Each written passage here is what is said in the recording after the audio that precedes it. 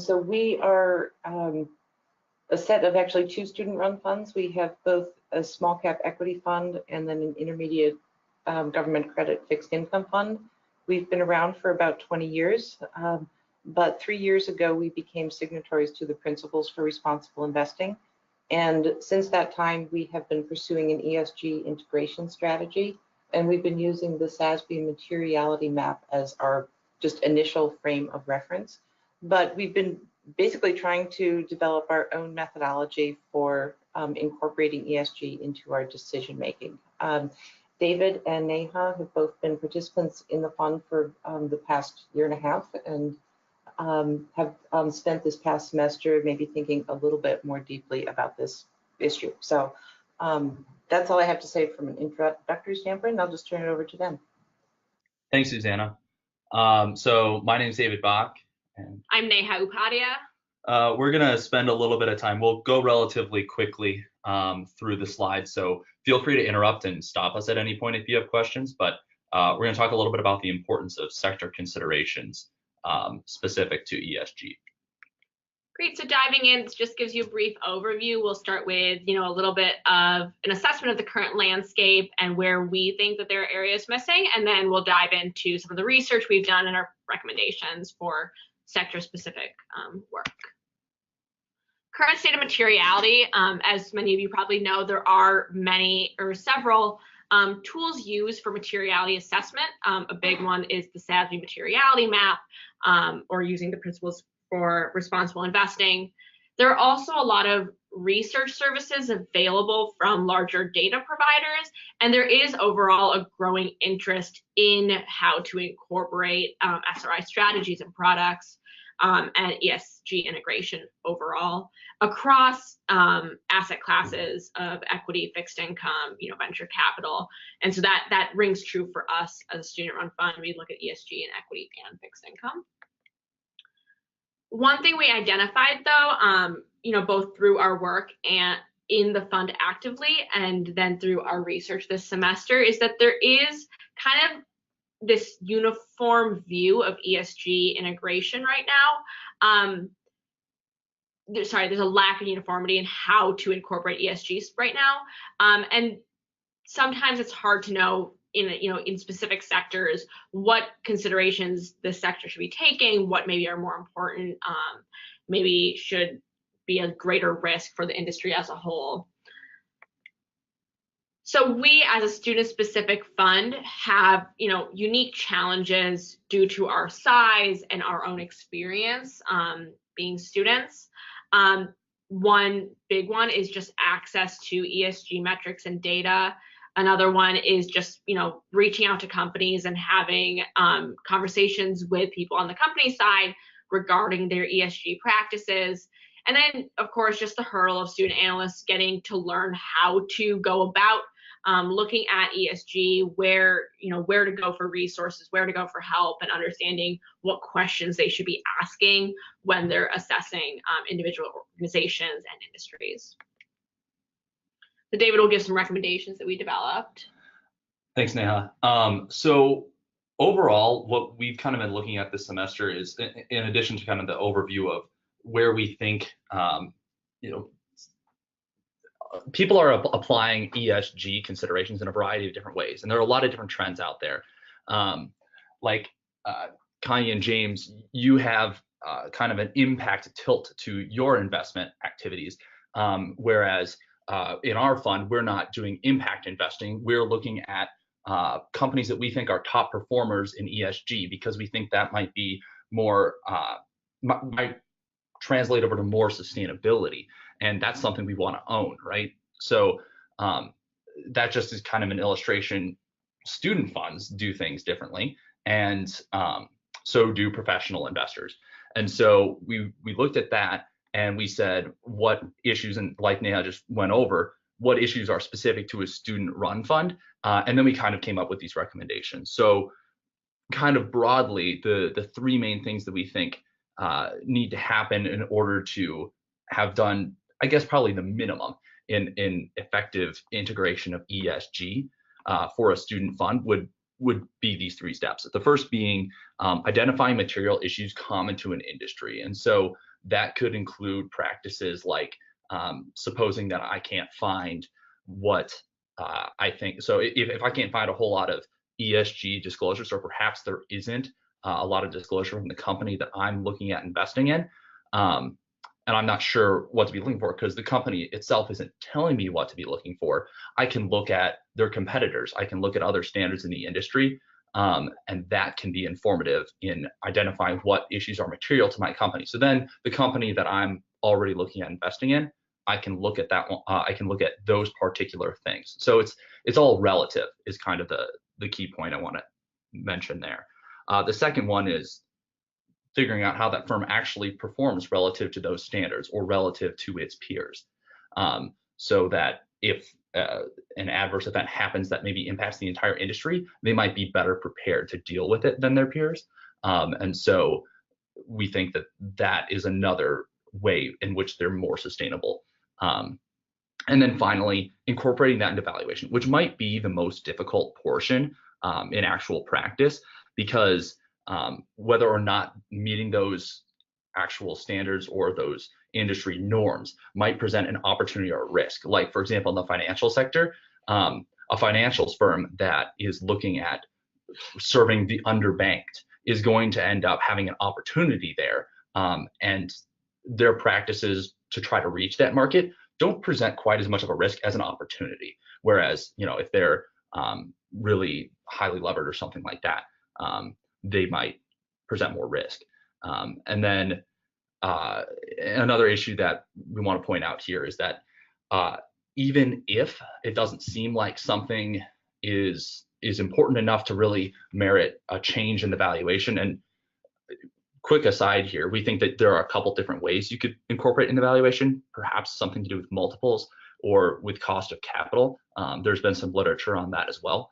But even if you wouldn't change your valuation of the firm based on what you're finding that might be incongruent with firm or with industry standards or norms, we still think it's important to engage with firm management on anything that might be important from an ESG lens. And so really quick, I just want to share some research. I'm writing a senior thesis right now that actually is looking directly at ESG high performers versus the broader market. And it hasn't been looked at in the literature from a sector standpoint. And so I'm kind of asking the question between, say, a sustainable group of companies and a broad market group of companies, in this case, the Dow Jones Sustainability Indices and S&P Global BMI constituents.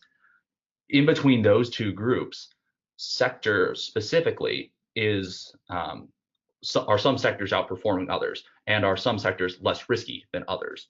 And so looking at that kind of from an industry standpoint, like I mentioned, hasn't been done in the literature, despite there being a lot of empirical studies out there about whether or not sustainable strategies do or don't perform the same or better or worse than a conventional strategy. And so I looked at valuated returns. I looked at the Sharpe ratio and the modified Sharpe ratio for these companies over the 9-year period I have from January 2010 to December 2018. And I also looked at 3-year market betas. So the 3-year market beta then for each year going forward. So, and then I compared those using a t-test for anyone who's interested in the statistics of it. So I was thinking about this, and Susanna shared actually some research that sustainability indices were actually originally supposed to be underperforming conventional indices, because folks thought since there is some additional cost to being more sustainable, or because there is a restriction on the set of securities that you're able to invest in that restricts the efficient frontier. And as a result, you would see an underperformance. So really, anything that shows something the same or better performance coming from the sustainability index or a set of sustainable companies is actually a win for the sustainably responsible investing movement. And so here briefly are some of the results. This is just raw returns, and they are market cap weighted. by industry over that 2010 to 2018 window. You can see the Dow Jones Sustainability Indices, by the way, just North America, US companies, and then the BMI, the difference between them, and then we're looking at a two-sided t-test. And you can notice the p-values are all pretty high. There's actually no significant difference. I don't have it in this presentation, but I could chat offline if anyone's interested. Sharpe ratio and modified Sharpe ratio were also non-significantly different. The difference was in market betas. And so here you can see that there's actually a significantly lower market beta for sustainable companies in the materials and industrials sectors, as well as real estate, and a significantly higher beta in financials. There's an asterisk next to information technology as well, but that's at the 10% level, and like technically whether or not that's really significant is questionable. So we'll just focus on materials and industrials. There's a high environmental intensity that these types of companies have. And so, for example, materials, if they have strip mines or something like that, the reclamation costs can be very high. There can be groundwater contamination. They're also very energy intensive. And so, and they also include chemical companies, right? So there's a huge environmental burden there. And so more sustainable companies have significantly lower market risk. Industrials, same thing. A lot of the similar type businesses, or just maybe one step further down the value chain and still use a lot of energy and resources, are in that sector. And real estate might be a little bit more of a governance issue. Definitely more work needs to be done looking into that. But real estate was actually, as far as the GICS sectors goes, it was brought out and separated from financials in 2016. So I'd have to take a closer look on that one to speak more knowledgeably on it. But financials is definitely something to do with a regulatory or governance as well. And you can see there that sustainable companies, or at least those included in the sustainability index, have a higher market beta, which is really perplexing there. But it might have something to do with the increased state of regulation and more regulations that have been phasing in since Dodd-Frank. Which would be really relevant for the sample period here. So there's a little bit of speculation there, but yeah, that's essentially what those findings were. So I guess I was just talking about this. I should have advanced the slide, but basically a couple caveats to this whole thing. What sustainability is completely not completely, but very subjective. And so there's not a lot of historical basis from which to judge ESG performance. So we can't really draw any huge conclusions from something like this. In fact, it's probably best to be looking at individual companies rather than just investing in a sector that we think might be greener, or the greener companies within a sector, I should say. And then a possible theory that we wanted to share was that strong ESG practices are really an insurance policy against tail events, and those are typically unpredictable in aggregate, and therefore ESG has to be part of a fundamental investment process, we think, and that's the investment process we have. We're bottom-up fundamental here. We think that that's the best way to integrate ESG in an effective way. And so kind of just wrapping things up, ESG integration, I think, is really valuable for student-run funds, because if you go talk to investors out there who are this is their job and their profession, they're focused on other things before ESG, and maybe it's because of the way they were taught in school, or they don't have quite as much information on it. But starting with education is the best place to get people to really care about ESG and incorporate that once they are in the workforce. And ESG is of course, we've seen many examples through, for example, how many signatories there are to PRI, and how many different funds have ESG strategies. That is not something we can't really ignore. And so the stakes are increasing with that as well. And students specifically need additional resources to be able to assess ESG performance, potential investments, because just broadly speaking, there aren't a lot of ESG specific classes that you can take at universities across America. And so we think that students need additional resources on that, whereas they might have created different types of financial models and valuations in their other, say, corporate finance classes. And with that, we will open it up to questions. Thanks.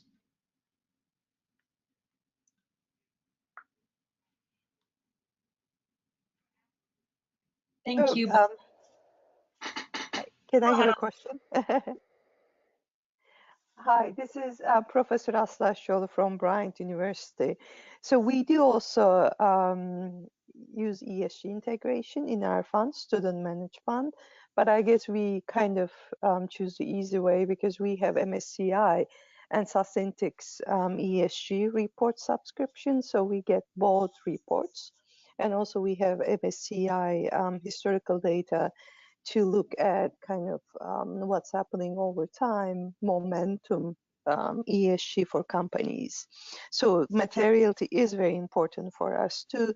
Students, even they did come up with their own weights for each industry sector specific, and then they compare those weights for based on the ESG, the ESG issues in each sector, the one that we have from the reports. And then, you know, when they do stock pitches, they include ESG as a part of it, but we are not using it as a part of the, as you said, cost of capital, for example. But it does impact sometimes their cash flow estimates for the future when we do the discounted cash flow valuation.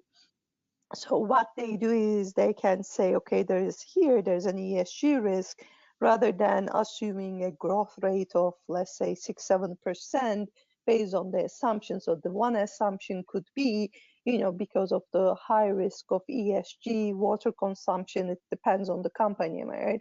Then they say we are actually decrease this by this much. But it is very difficult, as you described in your presentation, to come up with a number saying I am taking the growth from 6% to, let's say, 5% because of this ESG risk. So what you are doing is great. This is, you know, this is exactly, I think, but the schools with the ESG integration should go through. It's a great exercise and understanding of the ESG issues. And in terms of your thesis that you are writing, there is a bias issue when you look at the ESG. Company size bias. So when you are comparing these two groups of companies, am I right? So one of them is a portfolio of ESG. The other one is, or you are calling it sustainable, and then non-sustainable, let's say, companies. Have you looked at the company size?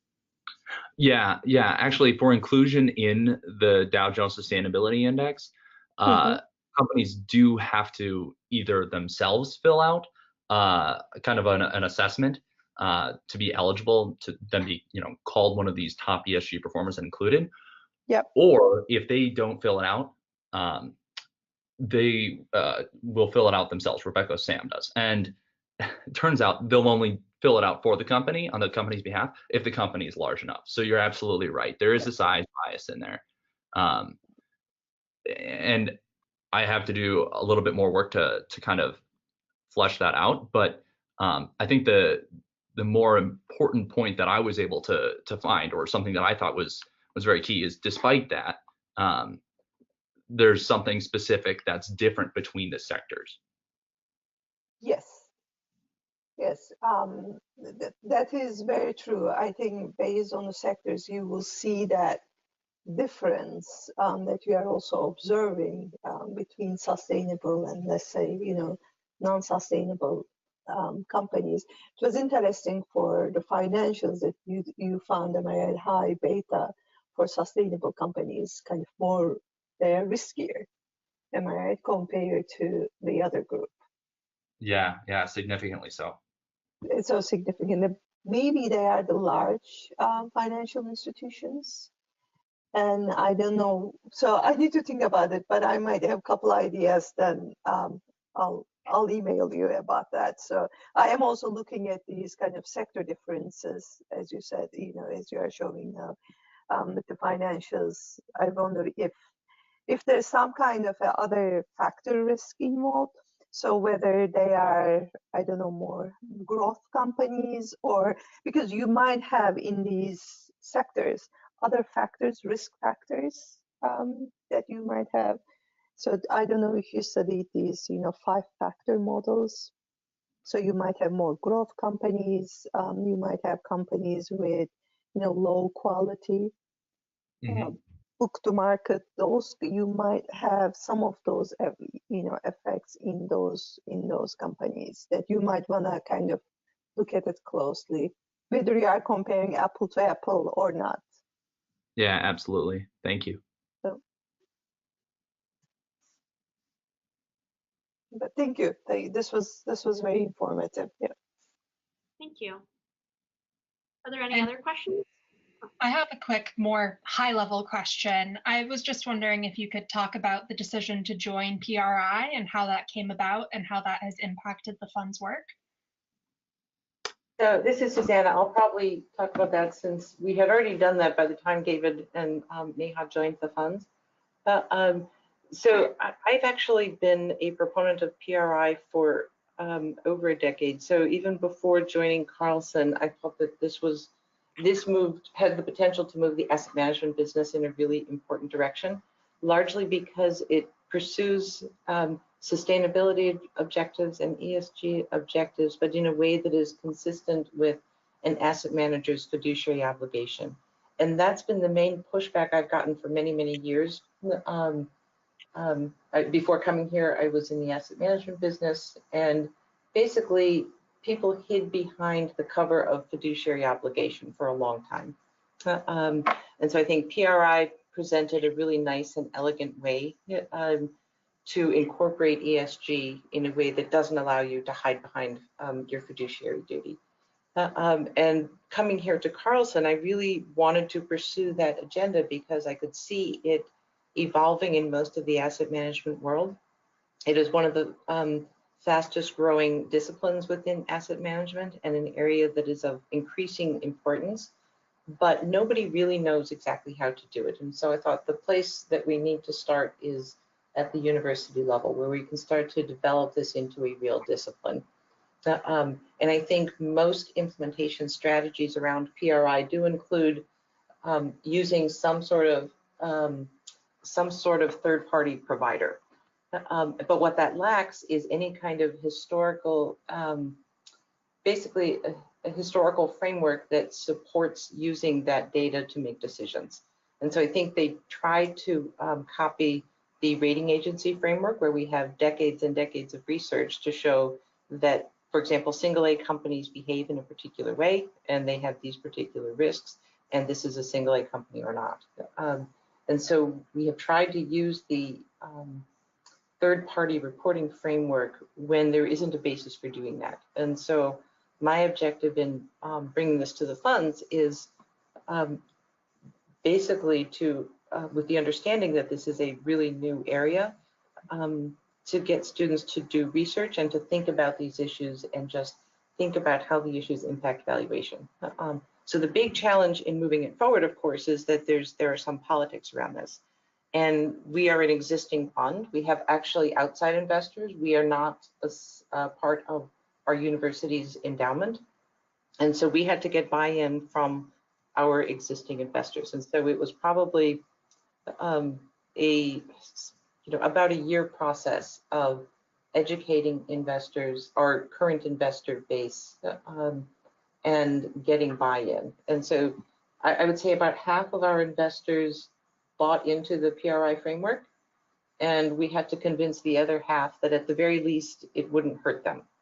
And so that's kind of how we got PRI through. And so far, the folks who buy into the PRI framework have been really, really supportive, and we've worked with them in developing our own process around this. And those who did not buy in initially at least have not been disappointed. So we have not underperformed our benchmarks. We continue to do a good job on basic fundamental analysis with our companies. So far, I would say it's been successful, but we have a long way to go in terms of developing the frameworks.